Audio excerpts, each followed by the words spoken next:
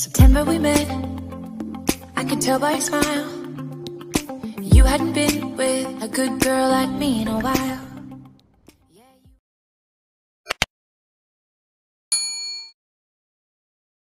Hello guys, good evening. Today is January 25, 2020 and welcome to my channel, It's Alan TV.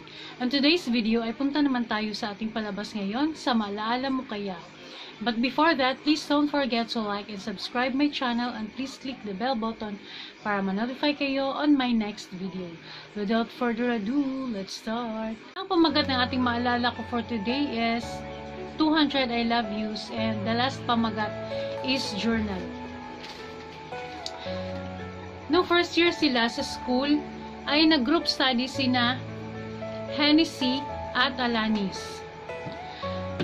Tapos, si Alanis ay may crush na kay Hennessy. At bigla silang natigil yung group study nila dahil may tumawag kay Hennessy, yung GF niya.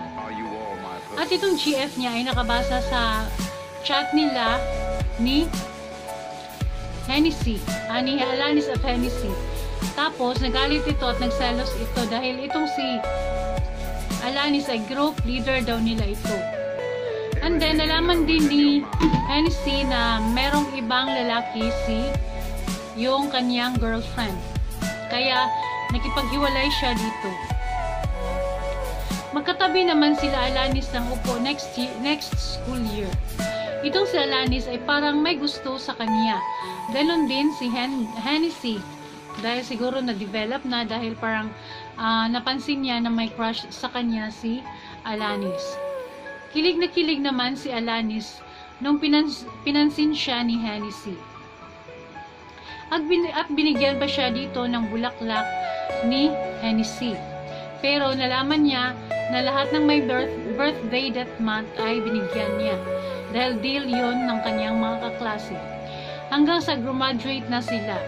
Pictorials dito, pictorials doon. At sinabi ng kanyang mga classmate na may sasabihin daw si Alanis. Pero wala naman pala. And then, nag-text naman si Hennessy, nagtanong kung may gusto ba daw si Alanis sa kanya. At ang sagot naman ni Alanis ay meron daw. At ang saya-saya ni Hennessy. Sige lang ang sagot ni Hennessy. Sabi naman niya ay okay. Pero sabi niya, same feeling daw sila, sabi ni Hennessy. Kung pwede ba siyang manligaw at mag-akyat ng ligaw sa bahay niya, sabi ni Hennessy. At yun nga, nagkaharap na sila ng parents ni Alanis dahil pumayag si Alanis na umakyat siya ng ligaw. At humingi siya ng permiso sa panliligaw niya kay Alanis. Humingi siya ng permiso sa kanyang parents. At nagbigay naman ng pahintulot yung ama niya. At laging silang nagchat-chat. Ayun, at mag-date na daw sila. Laging nasasabi si Hennessy sa kanya ng I love you. Ayun, at tawagan na naman at At nagtawagan na naman sila. Pumunta sila sa church at nag-lunch na din. At namasyal sila sa museum. At nag-I love you na naman si Hennessy. Ika 199 na I love you na ito. Binilang pala ito ni Alanis. At nung nagpang 200 na I love you, ayun at sinagot na din siya ni Alanis sa tabi ng fountain. Ayun at naging sila na hanggang sa close na sila, pumupunta na sa bahay ni Hennessy si Alanis. Tapos hindi na ako napuligo guys dahil itong palabas na ito ay last year pa pinalabas. So tiningnan ko na doon. Hindi na ako nag-take down. So merong sakit pala itong si Hennessy. Parang sa ulcer at saka connection sa kanyang parang umasim yung kanyang. Kaya para siyang nasusuka yung pakiramdam masim. And then after mga ilang araw ay napansin nila na ito palang si Alanis ay meron siyang opera dito dahil meron siyang cancerous na waiter dito noon. Tapos sa thyroid pala, sa thyroid. Tapos kaya meron siyang peklat dito dahil inoperahan yon. So akala ng ina niya ay connection yon sa pamumulikat ng kanyang paa. At parang giniginaw siya. Tapos yun nga, sumakit yung paa niya. Tapos kaya pala siya nag-maintain ng tambal. Meron siyang maintenance ng tambal.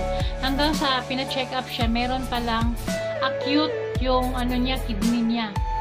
So kailangan niya habang wala pang operasyon para tanggalin siguro yung kidney niya, ay dialysis. Nag-dialysis. So inilalayan siya lagi ni Hennessy dito. Tapos inalalayan siya. Tapos hanggang sa lumala yung kanyang sakit ni Alanis. Lumala hanggang sa ito'y nabuhay na lang siya sa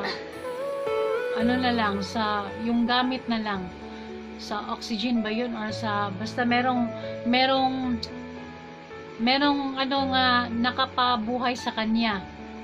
Anong tawag yun? Basta, doon lang siya nabuhay hanggang sa nabawian na talaga siya ng buhay dito. And then yung iyak si si Hennessy, iyak siya ng iyak dito. Tapos pati yung ina niya, tinanggap na lang nila na mawawala din yung kanilang anak.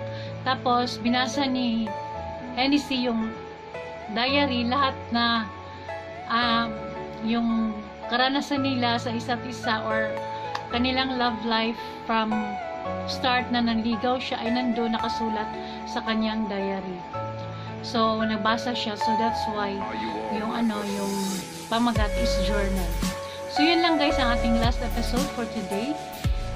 At sana ay nag-enjoy kayo sa aking storytelling kahit itong ating maalaala for today is na siya, parang rewind na. That's all guys. Thank you. Happy birthday, Sander. Happy birthday.